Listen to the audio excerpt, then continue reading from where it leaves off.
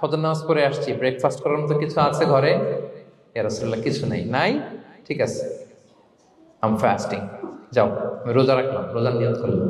কত easy going, কত simple বানিয়েছেন লাইফটা। আচ্ছা আমরা হলে কি করতাম একটু মিলাই নিজের সাথে। সাধারণত আমরা যেটা করতাম, আমরা অনেকে রেগে যেতাম। প্রিয় ভাইয়েরা, ঘরে কিছু নাই মানে তুমি আগে জানাবা না আমাকে? হ্যাঁ, গত রাতে বললে তো কিছু নিয়ে আসতে পারতাম। সাধারণত এইভাবেই তো রিয়েক্ট করি আমরা, আগে জানাবা না কেন, আগে বলো না, রেগে যেতাম। অথবা বলতাম আচ্ছা ঠিক আছে এখন যে একটা কিছু ব্যবস্থা করি, দেখি কিছু পাওয়া যায় কিনা। এরকম অনেক ওয়ে খুঁজতাম। কিন্তু রাসূল সাল্লাল্লাহু আলাইহি ওয়াসাল্লাম এই কোনো অপশন না নিয়ে বললেন, okay there is no food for breakfast, I am gonna fast ফাইন্নী সাইম। ঠিক আছে, খাবার যখন নাই আমি রোজাই রেখে দিলাম। সুবহানাল্লাহ। এভাবে তিনি তার লাইফ লিড করেছেন। Make your life simple, you'll be happy. জটিল না করে সহজ করুন, আপনি হ্যাপি হবেন।